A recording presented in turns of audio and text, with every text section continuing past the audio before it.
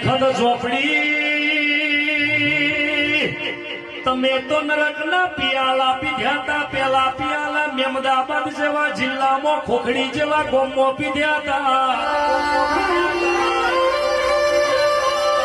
કે છે હોગર મુસલમાન નો